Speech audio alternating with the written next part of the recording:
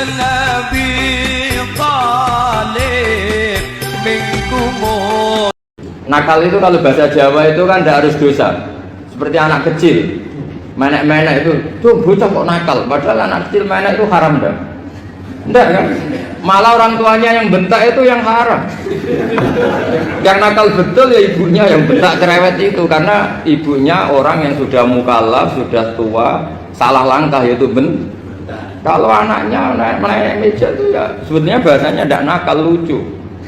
Oh, jebule pinter conggo iso munggah meja, harusnya diapresiasi. Tapi rata-rata itu semua akal mecah gelas. Coba, malah boe malah mecah tabungan. Bapaknya malah tukang nguras tabungan. Sebetulnya senakal-nakalnya anak kecil itu nakal orang tuanya, itu pasti. Karena ini sudah kena khitab, sementara anak-anak belum kena. Saya pernah punya tamu, karena di tradisi Kiai itu sering punya tamu. Bapak ibunya tuh kultus sama Kiai, bentak anaknya disuruh salim sama saya. Anak kecil kan nggak mau jalan-jalan terus, marah. Tak marah orang tuanya tak marahin. Yang dosa itu kamu bentak anak-anak. Kalau anak kecil tuh kena diskon rufi al-qalamu an salasin. Di antara aturan Islam apa? Tidak ada keharusan bagi 3 orang. 1 anak kecil sampai balik, 2 orang tidur sampai bangun, 3 orang gila. Artinya anak kamu itu tidak kena khitab untuk sopan sama kamu. Kamu yang kena khitab baru sopan sama anak-anak. Nah ini ada Jawa itu kadang keliru. Jadi orang tua itu marah-marah memaksakan anaknya sopan. Padahal Allah memberi diskon anak kecil itu belum wajib sopan. Nggak apa-apa ada tamu naik-naik itu, asal masih anak kecil. Makanya Rasulullah ketika beliau sholat sujud itu Hasan Husain itu naik. Cara Jawa Nabi itu digawe tumpakan. Semua riwayat mengatakan Nabi itu diam saja, gak berani ngangkat. Sampai sahabat itu ada yang ngomong, ini Nabi sujud lama sekali ada apa. Jadi kita punya riwayat itu ya baru kayak sahabat yang agak nakal. Semuanya itu sujud, tapi bareng di atas rata-rata ada sahabat yang belakang ngomong, ada apa tuh ini sujudnya kok lama. Barokahnya itu ditemukan riwayat, oh ono putune.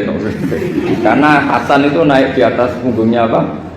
Nabi. Itu andai kan tidak ada yang ngomong, riwayat ini tidak ditemukan. Barokahnya ada yang melongok gitu mungkin. Kalau sekarang mungkin semua masjid melongok karena orang sekarang jarang yang khusyuk. Kalau dulu hanya 1 yang di belakang.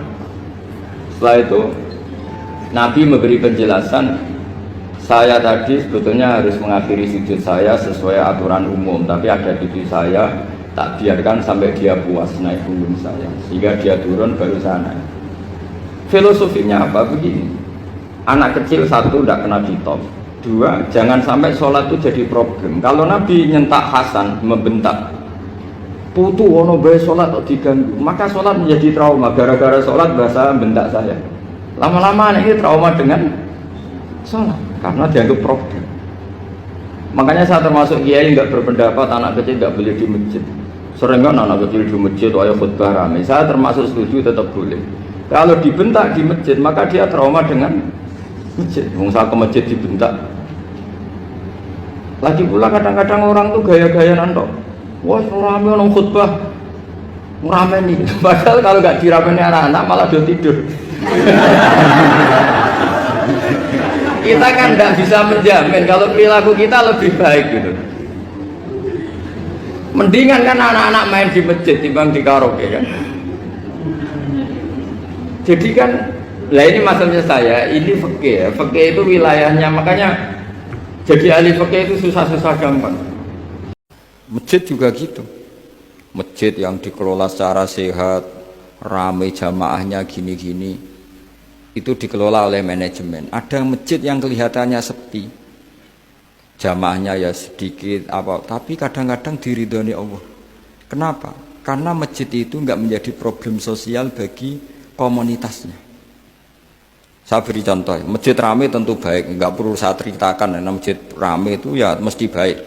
Masjid yang banyak jamaahnya tentu baik, itu enggak usah dibicarakan. Tapi ada beberapa masjid yang sepi, tapi Allah itu suka. Kenapa? Karena lembaga agama itu enggak boleh mengganggu sistem sosial. Jadi kita tidak pernah tahu cara berpikir Nabi. Yaitu banyak kan sahabat habis sholat duhur ba'diyah di masjid, qobliyah di masjid. Apa kata Nabi? La taj'alu buyutakum kuburan, jong nak apik aja mbok entek-entekno ning masjid. Omam ya bagiai keapian. Rumah kamu jangan jadikan kuburan. Jadi sholat sunatnya di masjid, ba'diyahnya di masjid. Pulang-pulang tanya, "Mah, makannya di mana?" Terus marah-marah karena kurang disediakan makanan. Kan lucu kan?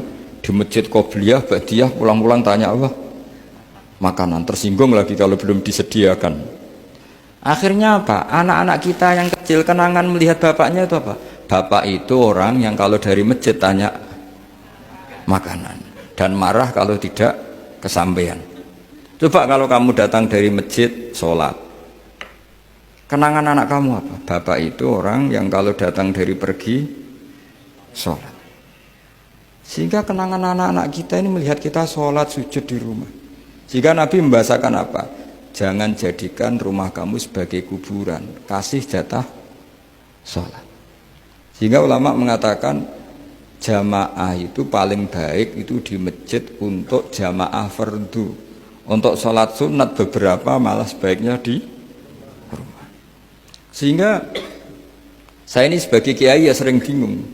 Bingungnya kadang ada orang terlalu overacting, ingin masjidnya ruame sehat. Yang satu enggak. Saya ini sering dipamiti, ya saya akhirnya bingung.